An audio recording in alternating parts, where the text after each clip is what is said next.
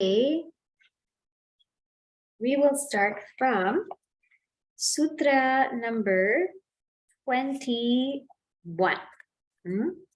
So last time, what did we do? Last time, we explored how Narada said that there are different ways to describe devotion or describe what bhakti is.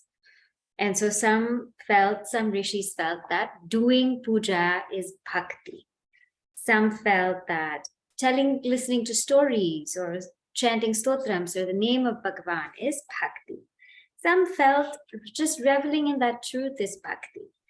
And Narada said, offering oneself in every single action is bhakti. And even pain can be bhakti.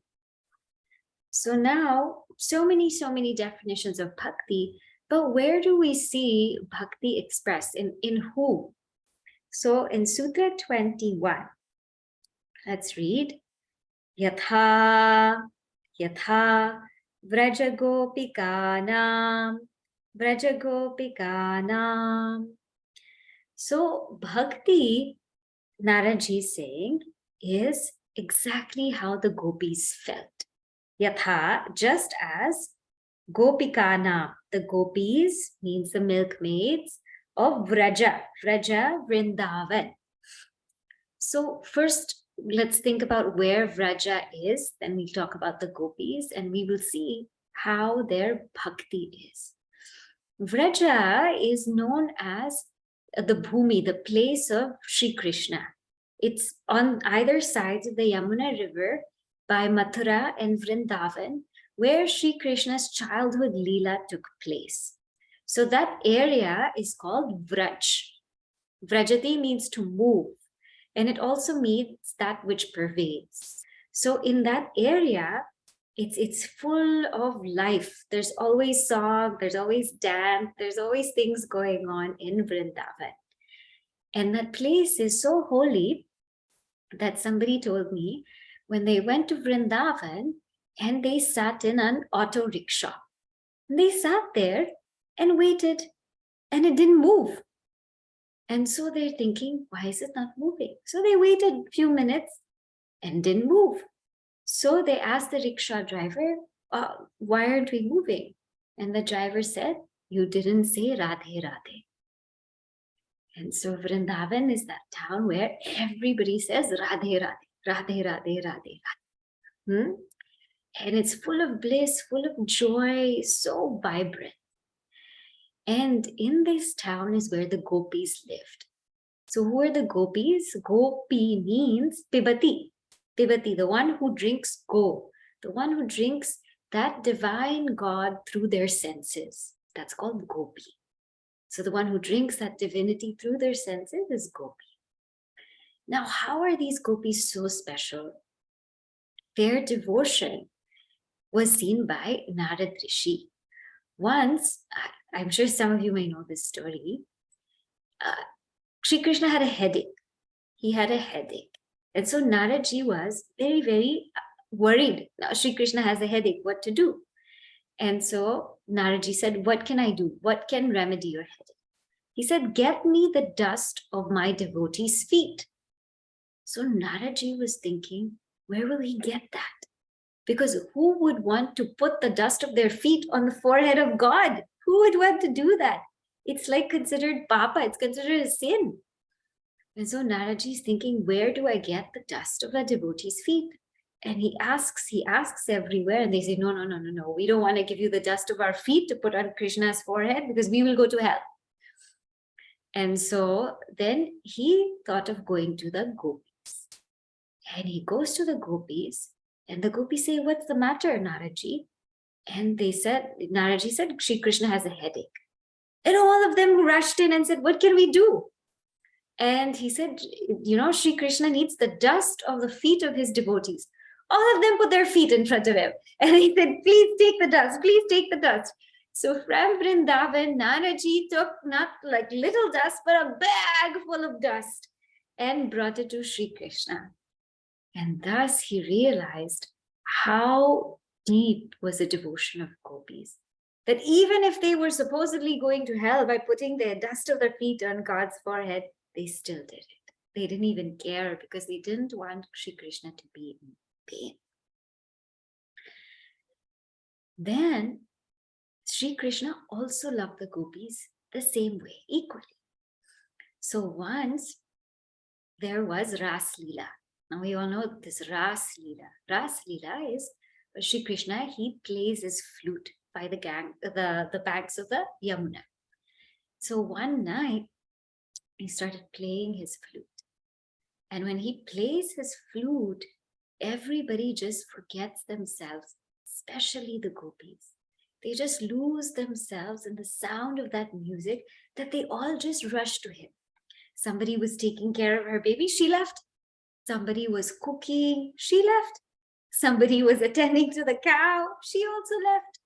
Everybody was in the middle of their chores, but they just all of a sudden left. And they went to Sri Krishna. And so Sri Krishna was about 7 years old when he did all of these leelas. And so they all went to meet Sri Krishna, and Sri Krishna got mad at them. Said, "What are you doing here? You all left your dharma to come to me? Go back and fulfill your dharma. If you wanted to see me, you saw me already, so go. If you wanted to hear me, you heard me play, so go. And if you love me, absence makes the heart grow fonder. So you go back." And the gopis just looked at each other, and they looked at Sri Krishna and they said, "How can you tell us to go back? We left everything for you. We dropped everything for you.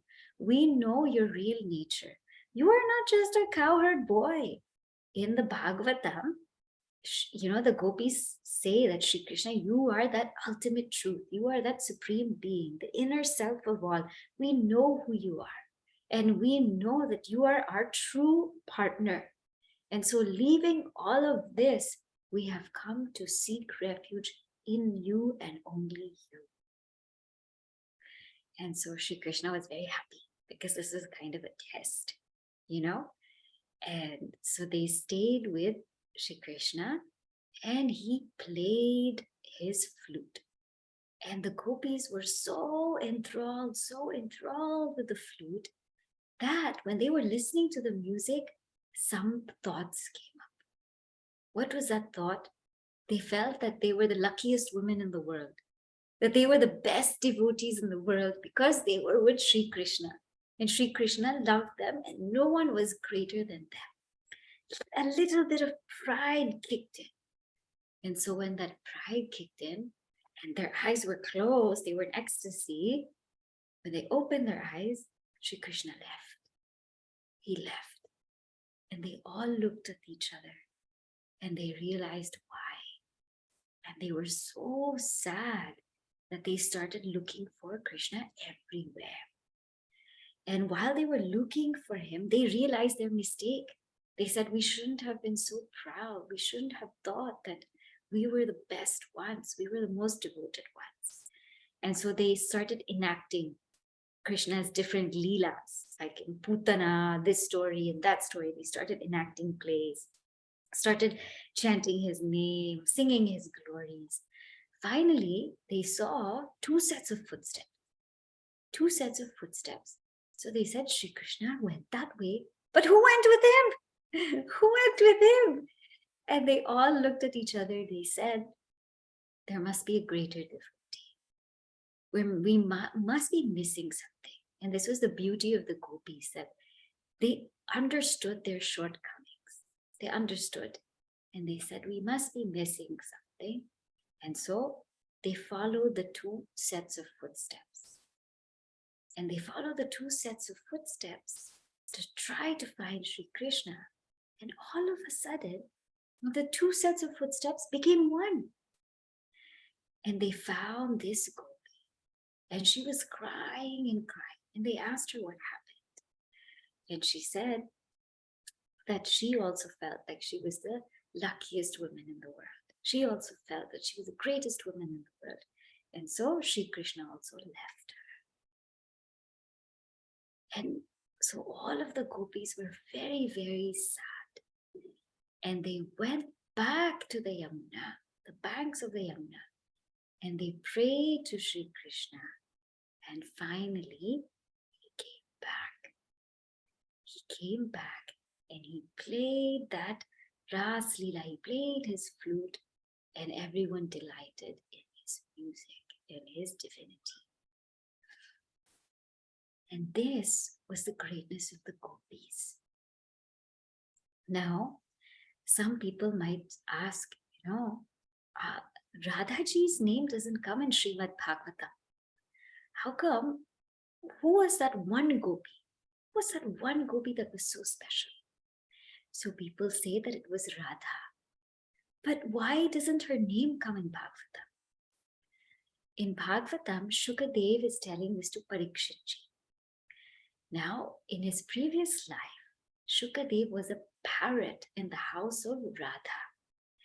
And she had such supreme devotion that Shukadev always would get lost in it. So every time he would hear the name Radha, he would go into samadhi. So while narrating Srimad Bhagavatam, Shukadev couldn't say Radha's name because Parikshit only had 7 days to live. And if he said Radha, who knows how long he would be in samadhi for. Such was the gopis. So glorious they are that even to this day, like I said, in Vrindavan, they would always say Radhe Radhe, Radhe Radhe, Radhe Radhe. They'll say Radha Krishna. This was their love for Krishna. They sought refuge at his feet. Now, what was the deeper meaning? What's the deeper meaning of the gopis?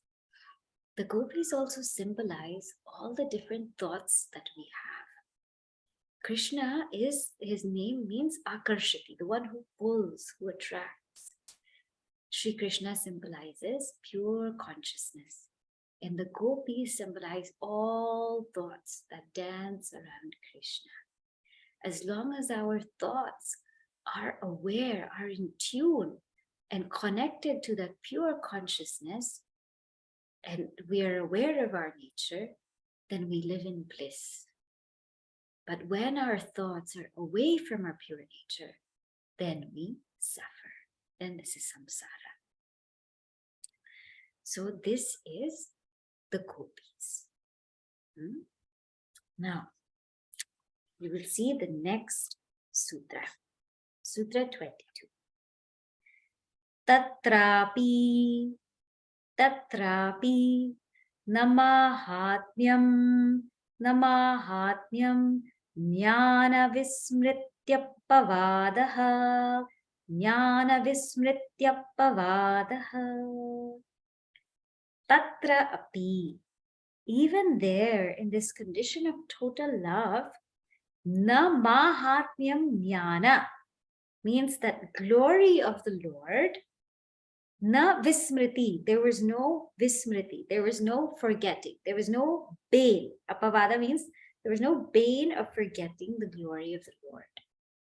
So in that love, they forgot Sri Krishna for one moment. There was one slip of forgetfulness.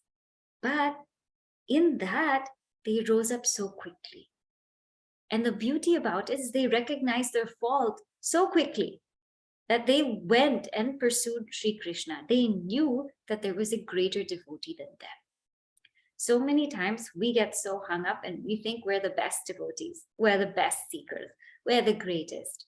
But a true devotee is one who realizes that there are greater devotees out there and that we can, just being in their presence, we can learn what it's like to really love. So what is this love? What is this love for Bhagavan? So now Sutra 23. Tadvihinam jaranam iva. This love is with knowledge. It's with knowing the glory. It's with recognizing the greatness. Tadvihinam, that love without knowledge, right? Without knowledge of the glory of the Lord, charanam is like one having an illicit affair. Charanam iva. What does this mean? So first, let me show you the quote of how the gopis knew who Sri Krishna was and how they really knew that he was the Lord of all. So let us see that in one. Pull it up. Here.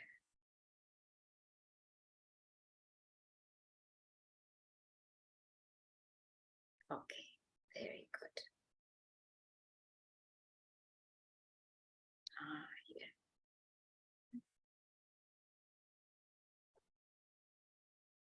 So here, yeah. This is what the gopis told Lord Krishna in Bhagavatam. Na khalu gopika nandano bhavan. We know that you're not only a cowherd boy and a child of Gopika or Yashoda ji. Akhila dehinam antaratma drik. You are the inner light, the inner self of all beings. Vikanasarthito vishwaguptaye sakha udeyivana satvatam kule. You have come here on request of Brahmaji for the protection of the world, and you have now appeared in the Satvata dynasty. So they knew how great Lord Krishna is. This example is so powerful because Naraji is taking our day-to-day life and seeing how we can relate it to Bhagavan. When somebody has an illicit affair, when somebody has an illicit relation, what happens is it is for a very limited time and limited place. So when we love Bhagavan, just thinking that Bhagavan is in one form or Bhagavan is in one place, Bhagavan is just in my puja room, Bhagavan is just in this form, Bhagavan is just in this name, it is limiting Bhagavan to a time and a place. And so if we really want to love Bhagavan, to really love Bhagavan, know his glory, that he doesn't reside just in one place, in one time. We, we tend to see God in things we like. It's very easy. In people we like, in things we like, in a nice sunny day, in such beautiful flowers in the water, we see God. And it's so easy to see God. But this means seeing Bhagavan in every single thing, every single thing. Knowing that even in the things that we don't like, even in the things that we're afraid of, even in the things that we're scared of, Bhagavan is also there. Even in the deep, deep ocean or the tall mountains, everywhere we're afraid of, Bhagavan is also there. Once Anandamayima was in one ship, and there was huge thunderstorms, and the ocean was just the high tide was going on. It was roaring, huge thunderstorms, and they were in a ship. Everybody was so scared. What was her response? She said, look at the kirtan that's going on in the ocean, how they're playing music. This is how she saw even that frightfulness, even that state of fear for other beings. So true love is knowing the glory of the beloved, glory of the Lord, seeing that it expands. It's not limited to one place, limited to one time, one person, one thing. True love is also knowing that this Bhagavan is capable of giving us moksha. And when we pray for good health, and when we pray for wealth, and when we pray for job security, we are limiting God. We're limiting God and saying, you give me this limited thing. The one who can give you unlimited, we're saying, you give me this limited thing. So in many ways, we limit Bhagavan. And that is like having an illicit relationship with Bhagavan, not knowing his endless glory. Now, what is it like to really, really love? What is it like to really love another being? Like the gopis love Krishna. Do we love people like that? So here in Sutra 24, Nastyeva, Nastyeva, Tasmin, Tat Sukha Sukhitvam. In that love, in that very limited kind of love, happiness, Sukha Sukhitvam, Tat Sukha Sukhitvam means happiness in the happiness given to another, na asti, it's not there. Eva, surely. So in this limiting love, happiness and the happiness given to another is not there. What does that mean? Now we must come to Yajnavalkya and Maitri. How many of us truly love? How many of us truly love and want the other being to be happy? Just think. In this beautiful dialogue between Maitri and Yajnavalkya in Brihadaranyaka Upanishad, what gets revealed is something so deep. Yajnavalkya is about to take sannyas, and he consults his wife Maitri for permission. And he says, please give me permission to take sannyas. I want to renounce. And she says, okay, but why are you renouncing? He says, I'm going to leave you wealth. I'm going to leave you this much wealth, and I'm renouncing.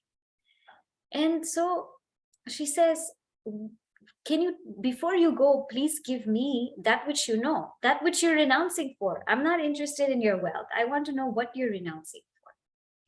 And so Yajnavalkya tells her about the self. And the way he tells her is, Maitri, in this world, nobody loves anybody for their sake.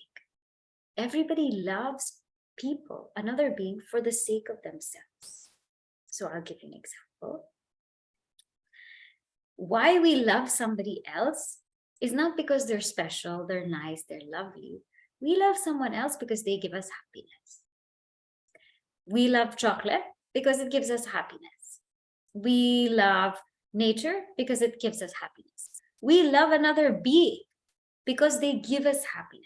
But the minute that they don't give us happiness, that love also goes. It goes down, it thins down. So there is no such thing as actually unconditional love. All our love is conditioned. Even the seeming love for a mother has for a child, right?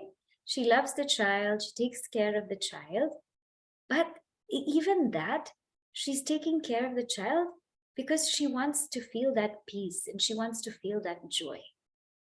It may appear that it's for the child's sake. I'm doing everything for you. I'm doing everything for you. But at the end of the day, it's also because she wants to feel that peace and joy. When the parents want their kids to get married, it's true that they want the kids to get married, but inside also they're like, because we want to be relieved. Isn't it? Ourselves also. What to talk about other people? When we love other beings, when we're with other beings, we are with them because they give us some sense of joy. So we are loving other people because they give us happiness. And therefore, we love ourselves most. This is what Yajnavalkya tells Maitri. He tells her a husband doesn't love a wife for the sake of the wife. A husband loves the wife for his own sake. And the wife doesn't love the husband for the husband's sake. The wife loves the husband for her own sake, because he takes care of what she needs, because she takes care of what he needs. And so therefore, Maitri, everybody loves other people for the sake of themselves. So that means you love yourself the most. So find out who you are. Find out who you are, because you love yourself the most, because you are that source of bliss. So find out who you are so you can revel in that bliss. So this is the way we love in the world. This is the way all relations are in the world. It's just a matter of some are a little bit more selfish, some are less selfish. That's all. It's a gradation. Is there anyone who's truly selfless? Yeah. The one who has realized the self is selfless. Why? Because they are not loving other people to get happiness out of them, or because they get happiness out of them. They're already in fullness and in happiness. So they love other people as their own natural expression. That is unconditional love. The one who has knowledge of the self, that being has unconditional love for all, because they do not depend on other beings for their happiness. So in this limited love, there is there is thinking about happiness for the other, but it's always directed back to the self. That is the truth. But in such a deep love, then you really just think about the other. And in such a deep love, actually, there is no other. There's just love itself. Everybody is yourself. That is the depth of love. So strive for that love, that kind of devotion. Okay? So today, let us stop here, because I want you to discuss this point of Maitri and Yajnavalkya. We'll stop here.